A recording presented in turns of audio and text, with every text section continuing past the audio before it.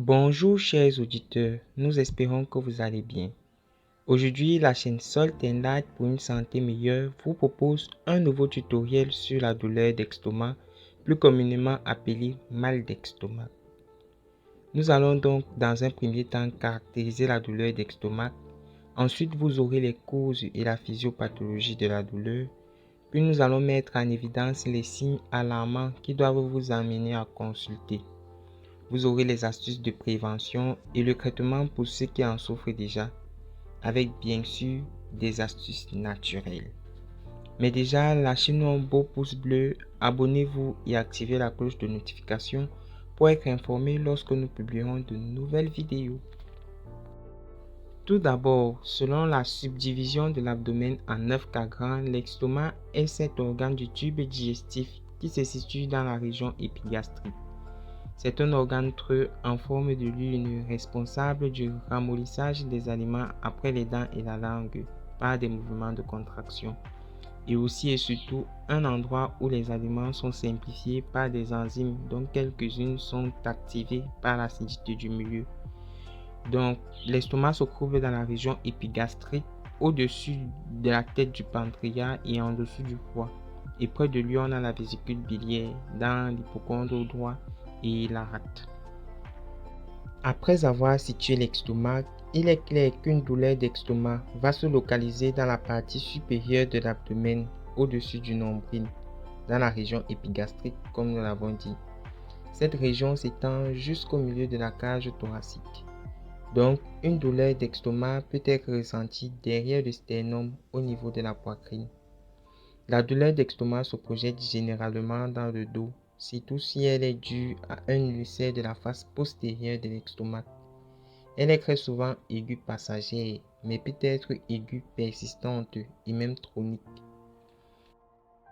La douleur d'estomac est souvent accompagnée des crampes qui sont des contractions involontaires et douloureuses des muscles de l'estomac. Des sensations de brûlure au niveau de l'estomac, de l'œsophage avec des remontées acides au fond de la gorge. Des ballonnements qui causent des douleurs, des flatulences et des irritations, ainsi que des nausées. Nous passons aux causes et à la physiopathologie. La douleur d'estomac est généralement due à une mauvaise digestion, suite à la prise d'un repas trop riche, copieux, trop gras ou trop sucré, trop épicé et accompagné de boissons gazeuses, d'alcool ou de café. De tels repas surmènent l'estomac. Due à une mauvaise digestion, elle survient après le repas, pendant la digestion, et vient d'une distension excessive et ou d'une hyperactivité de l'estomac. Elle est bénigne et doit donc s'estomper à la fin de la digestion. Le stress et l'anxiété. Le stress est un facteur de risque qui peut entraîner des douleurs d'estomac, d'abord par une sensation d'estomac noué, caractérisée par des crampes et ensuite par des brûlures. En effet, l'estomac, tout comme le cœur, est un organe innervé par les systèmes parasympathiques et sympathiques. Au niveau de l'estomac, c'est le système parasympathique qui stimule la sécrétion d'acides et d'enzymes et les contractions des muscles pour la vidange gastrique. En situation de stress, le système sympathique vient s'opposer ou se juxtaposer à l'action du parasympathique. C'est ce qui est à l'origine de la sensation d'estomac noué. Et l'estomac qui ne se vide pas continue à sécréter les enzymes et le HCl qui s'attaquent à la muqueuse, d'où les brûlures. Les brûlures, comme nous l'avons dit, peuvent venir d'un stress prolongé, d'un stress de la faim, d'une activité déréglée de l'estomac par des grignotages ou une alimentation non rythmée. Elles peuvent aussi être dues au fait que les cellules à mucus de la muqueuse ne sécrètent plus en quantité suffisante le mucus alcalin pour protéger la muqueuse du HCl produit par les cellules pariétales. Ces brûlures peuvent être prolongées au niveau de la muqueuse de l'œsophage en cas de reflux gastro-œsophagien. C'est la remontée du suc gastrique dans l'œsophage due à un défaut de fermeture du sphincter supérieur de l'estomac après ou en absence de déglutition, occasionnée par la faiblesse de la musculature du sphincter ou une augmentation excessive de la pression intragastrique. Un reflux gastro-œsophagien prolongé peut entraîner une œsophagite et évoluer en maladie de Barrett, qui est une lésion précancéreuse du cancer de l'œsophage. La douleur d'estomac peut aussi être due à un ulcère gastrique. C'est une perte de substance de la muqueuse de l'estomac qui prend la forme d'une lésion qui ne cicatrise pas et qui tend à s'étendre et à suppurer. Elle est favorisée par une bactérie, Helicobacter pylori, ou la prise d'anti-inflammatoires non stéroïdiens. Les douleurs d'estomac liées à un ulcère gastrique surviennent généralement la nuit.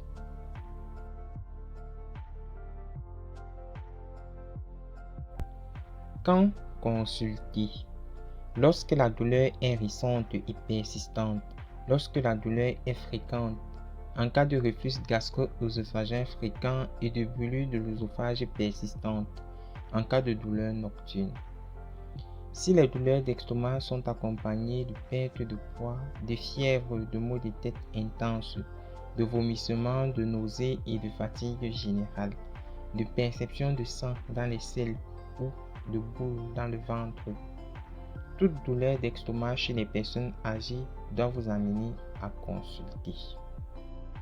Pour ce qui est de la prévention, il est recommandé de manger lentement en position assise et détendue, de bien mastiquer les aliments avant de les avaler, de manger des repas légers, notamment le soir avant de se coucher, d'éviter les aliments gras, fritures, charcuterie, fromage gras, pâtisserie, de diminuer les boissons, café, alcool, jus, vinaigre, citron, d'éviter les aliments favorisant les brûlures, comme des aliments trop épicés ou le chocolat, d'éviter les crudités en excès et d'éviter le jeûne.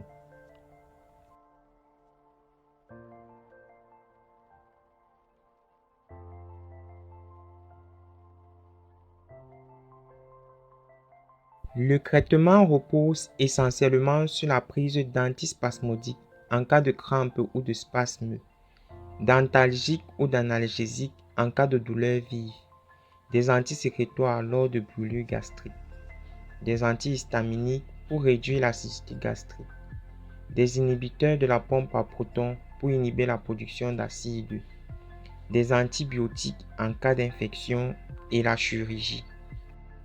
Concernant les fameuses astuces naturelles pour lutter contre la douleur d'estomac, nous avons répertorié 8 que nous voulons partager avec vous. La première, c'est le jus d'aloe vera. Réputé pour ses vertus cicatrisantes et réparatrices, il a un effet protecteur sur la muqueuse stomacale. Il est conseillé de le prendre en gel, 2 cuillères à soupe matin et soir, de préférence en dehors des repas. La deuxième astuce, c'est le cataplasme d'argile verte. Il permet de lutter contre l'inflammation. On mélange de l'argile verte avec de l'eau et on applique directement sur la peau de l'épigastre, puis on laisse agir 20 minutes. La troisième astuce est le vinaigre de cidre. Contrairement à ce que l'on aurait pensé, le vinaigre de cidre est alcalisant. Sa posologie est la suivante. Une cuillère à soupe mélangée à de l'eau tiède, à boire le matin à jeûne pendant 15 jours. La quatrième astuce est l'huile essentielle de basilic. C'est un antispasmodique efficace sur les gastrites et les ulcères. Posologie. Une dizaine de gouttes d'huile essentielle de basilic appliquées sur le ventre puis massées dans le sens de la digestion. Le jus de pomme de terre. Ce remède est utile pour soulager non seulement les remontées acides mais également les ulcères. Vous pouvez boire 10 centilitres de jus de pomme de terre cru tous les matins pendant 3 semaines. Le gingembre est apaisant et réduit l'inflammation de l'estomac. Il soulage également les diarrhées, les ballonnements et les gaz. La menthe est bien connue pour faciliter la digestion. Vous pouvez faire infuser pendant quelques minutes des feuilles de menthe et en consommer après le repas. L'avant-dernière astuce est la banane. Ce fruit est très alcalin et protège non seulement la muqueuse de l'estomac, mais aide aussi à réduire l'acidité de l'organisme. Il est conseillé de le prendre comme tous les fruits d'ailleurs, 45 minutes avant le repas ou 4 heures de temps après le repas. La dernière astuce, c'est le bicarbonate de soude. Mélangé à de l'eau et consommé, il agit comme antiacide et réduit l'acidité de l'estomac. Voilà, nous avons terminé ce tuto sur la douleur d'estomac. Nous espérons que cela vous a plu et surtout que ça vous est utile.